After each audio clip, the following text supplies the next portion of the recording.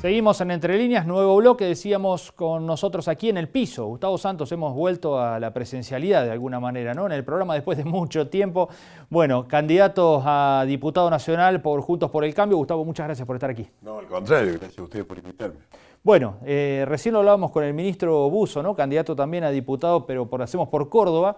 Un poco el cierre de la campaña, queda recta final ya. ¿Qué balance hacen desde Hacemos por Córdoba? Tienen a favor un resultado muy bueno de las primarias, ¿no? Sí, Juntos por el Cambio en las primarias sacamos entre las distintas listas 48 puntos y estamos viendo que probablemente aumentemos esa performance en estas elecciones del 14 de noviembre. Me parece que hay una clara decisión, no solamente de la sociedad cordobesa, sino de la sociedad argentina de producir un cambio. Un cambio en esta forma de gobernar del kirchnerismo que indudablemente la gente se da cuenta que no nos conduce sino al fracaso. Fíjate vos, Gonzalo, que estamos con 100 argentinos por día que se están yendo del país.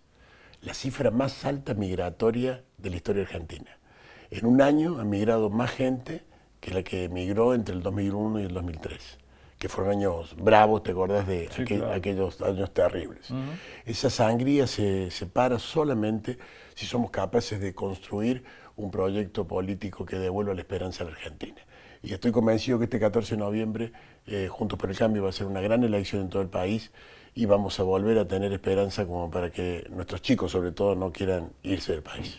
Hay posibilidades de que mejoren, decía, la performance del 12 de septiembre. ¿Eso implicaría que pueden llegar a tener por ahí alguna banca más de las que ponen en juego? Bueno, nosotros siempre lo hemos dicho en reiteradas oportunidades que estamos muy conformes con mantener las bancas que tenemos hoy, pero de todas maneras los números que estamos barajando, la sensación que estamos teniendo en la calle, el contacto con la gente y algunas encuestas que nos han llegado nos hace presuponer que podemos aumentar, como te digo, nuestra performance. Habrá que ver si ese aumento finalmente genera la sexta banca, pero no es para nada imposible que eso suceda.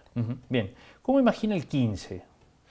Bueno, el 15 lo imagino con un país que tenga más equilibrio legislativo, que me parece fundamental, una contención, es un basta a métodos autoritarios, un basta a querer imponer una agenda que está por fuera de las necesidades de la sociedad argentina, un basta a algunos temas que están ahí a la boca de ser aprobados, que han tenido un parate en diputado, como la reforma de la justicia o la ley del procurador general para que pueda ser elegido por voto de la simple mayoría, que eso implicaría que un partido político, en este caso el kirchnerismo, podría poner un procurador, que es el jefe de los fiscales, digamos, imagen y semejanza de la cámpora, ¿no? Lo que sería gravísimo institucionalmente. Uno siempre piensa que esa figura para que haya equilibrio legislativo y sobre todo que el Poder Judicial sea el factor el fiel de la balanza de los poderes del Estado, tiene que ser una persona ecuánime. Por eso tiene que ser elegida por los dos tercios, por los unos y por los otros. Lo otro es un riesgo. Sacar de agenda esos temas es una cosa, poner límites, que no se avance sobre otras cuestiones, y eso va a obligar indudablemente al diálogo, va a obligar al consenso. Yo espero que a partir del 15 el oficialismo, que está acostumbrado a atropellarnos, entienda que ya no puede hacerlo más, que ha recibido un mensaje de la sociedad argentina y que va a estar obligado a transitar un camino de búsqueda de consenso, de diálogo, y espero que esa sea la reacción del gobierno nacional a partir del 15. Recién decía Busso en el bloque anterior que, bueno, ellos creen que tanto este gobierno como el anterior fracasaron en lo económico. ¿Es el diagnóstico común que tienen ustedes también, siendo parte del gobierno anterior? Mirá, nosotros tuvimos muy poco tiempo, fueron en esos 4 años. Indudablemente hubo cuestiones sobre las que no pudimos, arrastres estructurales de la economía argentina, sobre los cuales nosotros no pudimos ponerle el freno que deseábamos, ¿no? O que pensamos que podíamos hacerlo en solo 4 años. Sin embargo, aquellos 4 años fueron los años donde mejor funcionó el federalismo en la Argentina. Recuerda que las provincias terminaron todas con superávit, salvo una, no me acuerdo si fue Chubut, casi todas con superávit. No hubo un toma y daca, te doy a cambio de esto o del otro. Fue la época donde se combatió en serio a las mafias y al narcotráfico en Argentina. Fue la época donde la justicia se animó a empezar a investigar la corrupción política y general en el país, que es fundamental, la de sentarla a la Argentina para salir adelante. Fue la época donde nos insertamos nuevamente en el mundo. El G20 probablemente haya sido el símbolo más cabal de aquella imagen. Me tocó como ministro de Turismo de la Nación abrir los cielos, traer todos los aviones, hacer que más de 1 millón de argentinos puedan volar por primera vez a partir de las low cost, hacer ese gran hub aéreo en Córdoba como gran centro de distribución de la Argentina. Es decir, hubo un conjunto de virtudes de aquel gobierno, otra cultura política. Creo que el gobierno de Mauricio Macri y el gobierno de los Fernández es absolutamente incomparable. ¿Hay que corregir qué? Hay que corregir, más que corregir, hay que encontrar salidas para problemas estructurales de la Argentina.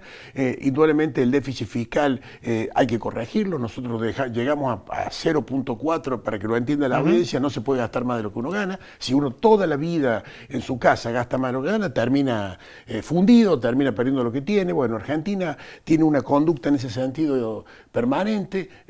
Nosotros llegamos al 0.4% de déficit. Ahí estuvimos al punto del equilibrio, con déficit comercial, con superávit comercial, y sin embargo, bueno, nuevamente ahora eso volvió a convertirse en 4 o 5 puntos del PBI.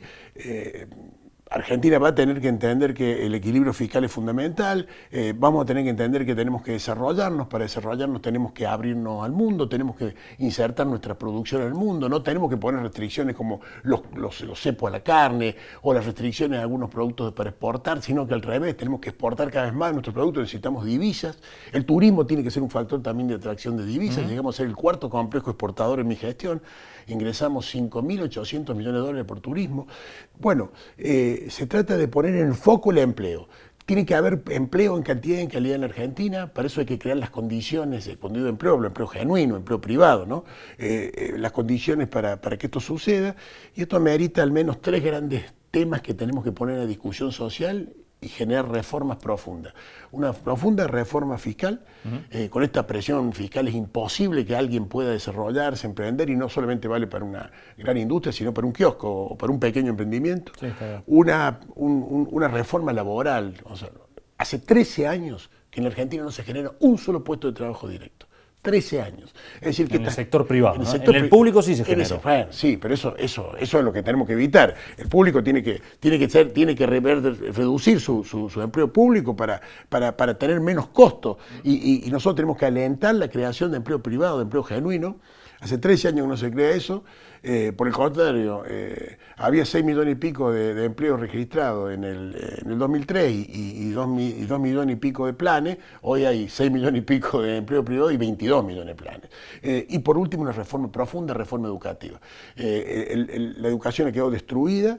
El 50% casi de los pibes no terminan el secundario, no hay una vinculación entre el nivel medio y la salida laboral, y las empresas que estamos demandando, hay demanda de laboral insatisfecha que no estamos formando, que no coinciden, eso hay que revisarlo profundamente, pero también ir a lo básico, porque esta cuarentena eterna que sacó a los chicos del colegio ha hecho que pibes que hoy tienen 7, 8, 9 y hasta 10 años no lean ni escriban.